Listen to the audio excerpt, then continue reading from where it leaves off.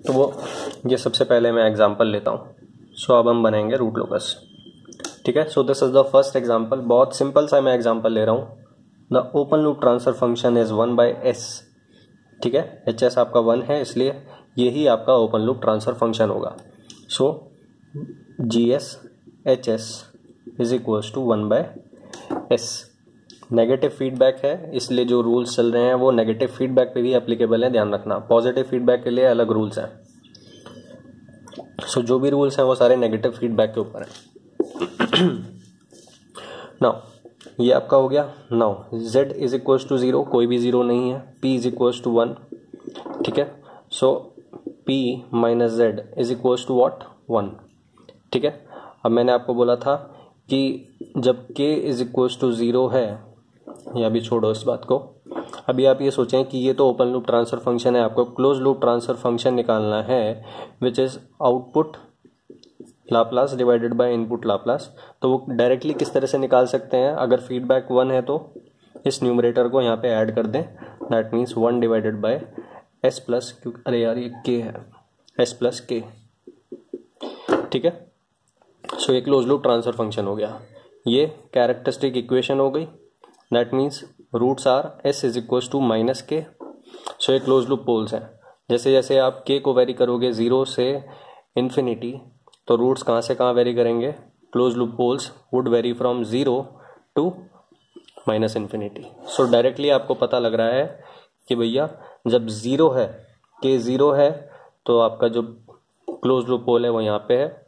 जैसे जैसे आप गेन को बढ़ा रहे हो तो ये पोल इस तरह से जाएगा, कहाँ पे? माइनस इन्फिनिटी पे। सो भैया रूट लोकस की कितनी ब्रांचेज हैं? 1। कितने पोल हैं? 1। रूट लोकस की कितनी ब्रांचेज जीरोस पे टर्मिनेट करेंगी? क्योंकि एक भी 0 नहीं है, तो जो भी ब्रांच है वो इन्फिनिटी पे टर्मिनेट कर रही है। So p minus Z branch terminate कर रही है माइनस इन्फिनिटी पे। p माइनस जेड 1 है, तो एसिम्टोट कहाँ होगा? एसिम्टोट होगा आपका 180। एक ही एसिम्टोट होगा चूंकि p माइनस जेड 1 है। ठीक है, तो वो एसिम्टोट कहाँ पे है? ये। सो एसिम्टोट भी यही है और direction of travel to reach infinity भी यही है इस केस में। ये मत सोचना कि एसिम्टोट के ऊपर ही चल के जाते हैं पोल्स, ऐसा नहीं है। वो डायरेक्शन ऑफ ट्रेवल है। It is not the path of travel, it is the direction. ठीक है। नाउ अब ये तो हमने डायरेक्टली कैरेक्टरिस्टिक इक्वेशन से, क्योंकि बहुत सिंपल केस है इसलिए हमने बना दिया रूट लोकस। बट अगर हम बनाते हैं क्या कहते हैं आपके रूल्स के अकॉर्डिंग, तो किस तरह से होगा? सबसे पहले भैया आपको थर्ड रूल अप्लाई करते हैं। सो भैया सबसे पहले सेकंड देखते हैं। p is equals to 1, z is equals to 0, p minus Z is equals to 1। ठीक है, पोल लोकेशन बनाई, एक ही पोल है वो है 0 पे। ठीक है, थर्ड रूल अप्लाई करते हैं। इस पॉइंट पे आके देखा आपने, राइट में कितने पोल्स हैं? रियल पोल्स 1 मतलब ऑड, दैट मीन्स ये सारा पार्ट किसका है? रूट लोकस का पार्ट है। ठीक है, सो ये पार्ट रूट लोकस का है। नाउ अब जब k इज इक्वल्स टू 0 है, तो close loop pole are on the open loop poles. अब आप k को इंक्रीज करोगे, जैसे जैसे k को इंक्रीज करेंगे ये इधर तो जा नहीं सकता, ये इधर की तरफ ही जाएगा। सो मैं आपको प्रेडिक्शन वाइज बता रहा हूँ, ये इधर नहीं जा सकता। ठीक है, प्रेडिक्शन के उस टर्म्स में बात कर रहा हूँ मैं। ये इधर नहीं जा सकता, ये इधर की तरफ ही जाएगा। ठीक है, चलता रहेगा बिकॉज ये सारा पार्ट जो है that is a part of root locus. ठीक है, सो ये आपका कंप्लीट हो गया। अब आप क्या देख रहे हैं?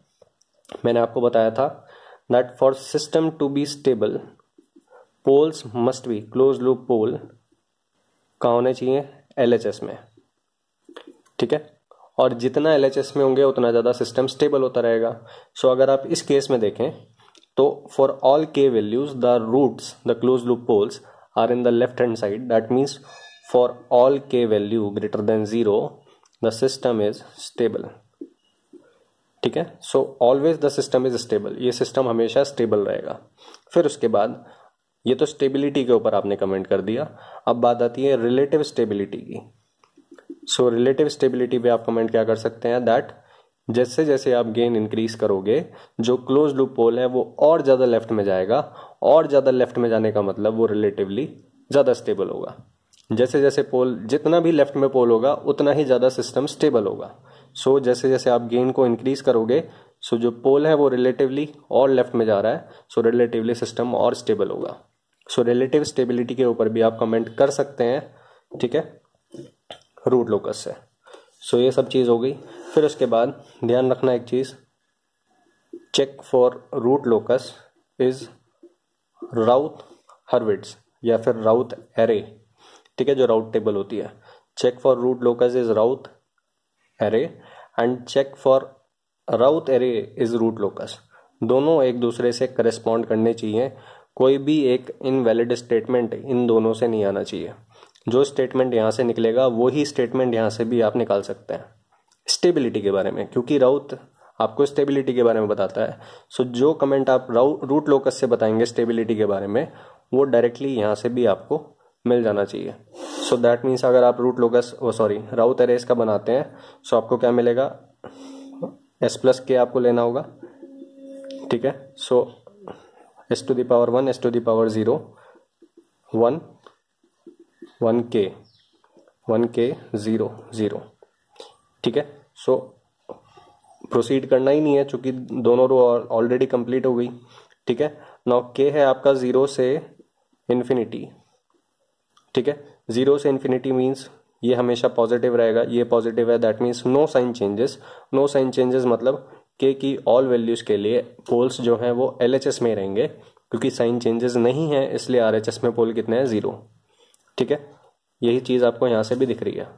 रूट लोकस क्या बता रहा है कि रूट्स हमेशा लेफ्ट में ही रहेंगे, और वो आपको राउथ एरे भी बता रहा है, ठीक है। सो जो चीज आपको स्टेबिलिटी के बारे में रूट लोकस से पता लगेगा वही चीज आपको राउथ एरे से भी पता लगेगा।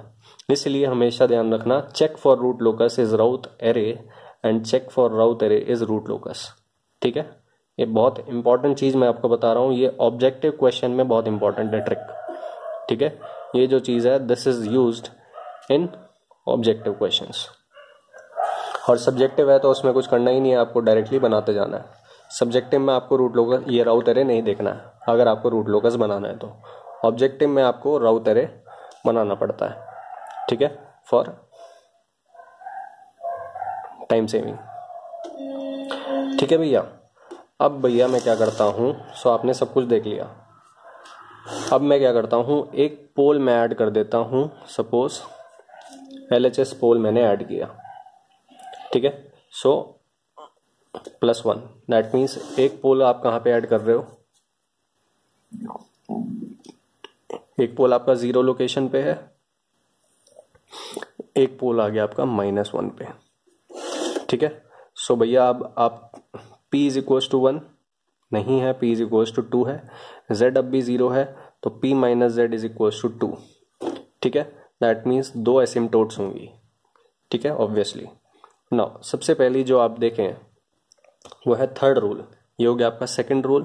फर्स्ट रूल आपका सिमेट्री है कि रियल एक्सिस के ऊपर और नीचे सिमेट्रिक होगा बिल्कुल, तो वो तो ऑब्वियसली दिख ही जाएगा।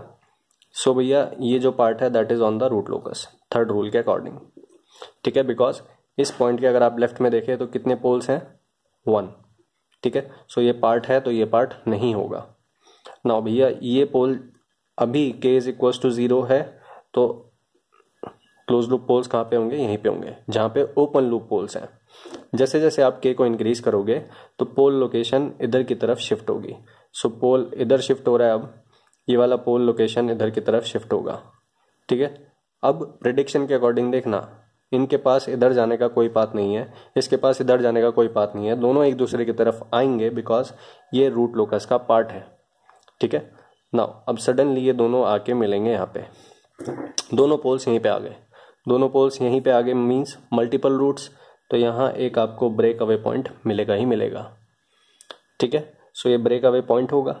फिर उसके बाद भैया अब P माइनस Z 2 है, ये ब्रेक अवे होंगे, ठीक है। सो आपको क्या देखना होगा, आप ये देखें सबसे पहले आपको P माइनस Z 2 है तो 2 एसिम्टोट होंगी, θ1 θ2, ठीक है। एक होगा आपका 90 और एक होगा आपका 270, ठीक है।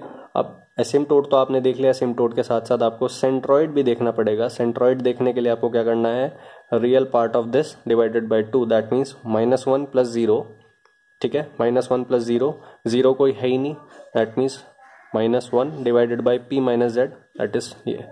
सो -0.5 कहाँ पे होगा, -1 और 0 के बिल्कुल मिडल में होगा। सो बिल्कुल मिडल में आके ये दोनों क्या करेंगे, ये मीट नहीं करेंगे, यहाँ पे सेंट्रॉइड है, ठीक है। अब उसके बाद आपको क्या देखना होगा, break away point. So break away point देखने के लिए आपको क्या करना होगा, सबसे पहले आपको कैरेक्टरिस्टिक इक्वेशन बनाना होगा। सो कैरेक्टरिस्टिक इक्वेशन किस तरह से बनाएंगे, आपका जो ओपन लूप ट्रांसफर फंक्शन है that is k divided by s, s+1, that means s² + s, ठीक है। यूनिटी फीडबैक है इसलिए डायरेक्टली न्यूमरेटर को ऐड कर दोगे तो आपको क्या मिल जाएगा, क्लोज लूप ट्रांसफर फंक्शन, इसलिए जो डिनोमिनेटर है दैट इज कैरेक्टरिस्टिक इक्वेशन, ठीक है। नाउ अब मैंने आपको बोला था ब्रेक अवे पॉइंट के लिए आपको k in terms of s लिखना होगा। सो k = -s² + s, ठीक है। अब ये जो फंक्शन ऑफ s है इसको आपको डिफरेंशिएट करना होगा। सो इसको भैया करते हैं d/ds = 0 करके आपको कुछ पॉइंट्स मिलेंगे, ठीक है। सो ये माइनस जो है वो इधर कट जाएगा। सो 2s + 1 = 0 आपको मिलेगा, दैट मीन्स s = -½ आपको ब्रेक अवे पॉइंट मिला। -½ आपको चेक करना होगा कि ये वैलिड है या नहीं है, ठीक है। ये वैलिड है या नहीं है ये चेक करने के लिए आपको क्या करना होगा, k = ये जो आपका आया था s² + s, इसमें आप पुट करोगे तो आपको पॉजिटिव मिलेगा तो मतलब वैलिड है। सो ये भैया वैलिड ब्रेक अवे पॉइंट है।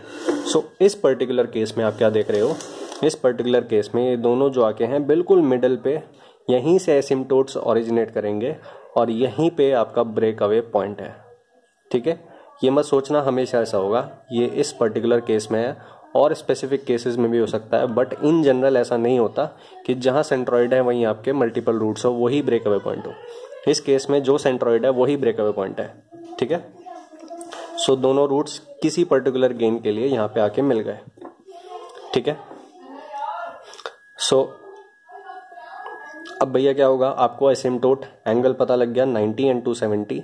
90 होगा आपका इस डायरेक्शन में, 270 होगा आपका नीचे की डायरेक्शन में, ठीक है। अब ये जो पोल है क्योंकि ब्रेक यहीं से हो रहे हैं तो ये बिल्कुल एसिम्पटोट की तरफ जाएगा, एग्जैक्टली ऑन द एसिम्पटोट ट्रैवल करेगा, बिल्कुल एसिम्पटोट के ऊपर, क्योंकि ब्रेक अवे पॉइंट सेंट्रॉइड के ऊपर ही है और ये नीचे की तरफ जाएगा। ये इन्फिनिटी पे जो 0 प्रेजेंट है, मैंने आपको बोला था आपको एक अप्रोक्सीमेशन लेना होगा कि p = z बनाना है आपको। सो दो पोल्स हैं, जीरो है ही नहीं, दैट मीन्स आपको एज्यूम करना होगा कि दो जीरोज जो हैं वो इन्फिनिटी पे हैं, ठीक है। सो इन्फिनिटी पे दो जीरोज हैं और ये जो पोल्स हैं ये 0 लोकेशन पे आके मिल जाएंगे। सो जब k 0 है, क्लोज लूप पोल्स यहाँ पे हैं, फिर बढ़ा रहे हो गेन तो ये एक दूसरे की तरफ ट्रैवल कर रहे हैं, फिर उसके बाद ये दोनों एक ही जगह आके मिल गए, फिर उसके बाद ये एसिम्पटोट के ऊपर ही बिल्कुल ट्रैवल करेंगे, बिकॉज इस केस में सेंट्रॉइड के ऊपर ही ब्रेक अवे पॉइंट है, ठीक है। सो ये आपका हो गया। नाउ भैया आप क्या देख रहे हो, for all k values the roots are in what, LHS side, ये आपको रूट लोकस से दिख रहा है। दैट मीन्स अगर आप इस इक्वेशन के लिए राउथ एरे बनाते हैं, फॉर एग्जाम्पल मैं राउथ एरे बनाता हूं, सो सेकेंड ऑर्डर का है, सो S1 S0, ठीक है। 1 2 k कोफिशिएंट हो गए, सो 1 2 k 0, ठीक है। सो मैंने आपको बोला था कि इन दोनों में से एक भी 0 है तो डायरेक्टली ये यहाँ पे आ जाएगा। सो आपका राउथ एरे कंप्लीट हो गया। नाउ k पॉजिटिव है, ये भी पॉजिटिव है, ये भी पॉजिटिव है, then that means for all k values positive values ये कोई साइन चेंजेस नहीं दिखा रहा, that means stable for all k values, ठीक है। सो राउथ एरे से भी आपको वही चीज पता लग रही है स्टेबिलिटी के बारे में जो आपको रूट लोकस को से पता लग रही है। दैट मीन्स कि भैया आपका जो है एक चेक हो गया, राउथ एरे से आपने चेक कर लिया कि भैया मेरा रूट लोकस ठीक है या नहीं है। ओके भैया। सो भैया इस केस में आपने क्या देखा कि जैसे ही आपने एक पोल ऐड किया, प्रीवियस केस में आपका क्या हो रहा था, एक ही पोल था और ये इन्फिनिटी की तरफ ट्रैवल कर रहा था जैसे जैसे आप गेन बढ़ा रहे थे। मैंने एक पोल ऐड किया, एक पोल ऐड करने से एसिम्पटोट प्रीवियस केस में 180 था, एक पोल ऐड करने से एसिम्पटोट जो है वो एक 90 की तरफ आ गया और एक 180 की तरफ आ गया। ठीक है, सो आप क्या देख रहे हैं कि पोल ऐड करने से रिलेटिव स्टेबिलिटी के ऊपर क्या फर्क पड़ रहा है, मैं इसके ऊपर कमेंट करने वाला हूं।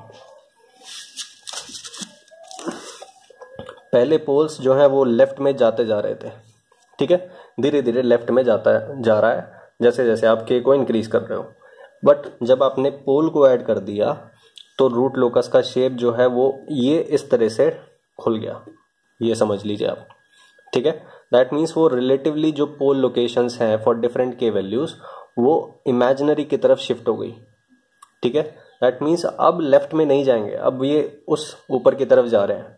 दैट मीन्स रिलेटिव स्टेबिलिटी क्या हो गया, रिलेटिवली सिस्टम क्या हो गया, सिस्टम अब भी स्टेबल है, बट एक पोल ऐड करने से रिलेटिवली क्या हो गया, कम स्टेबल हो गया।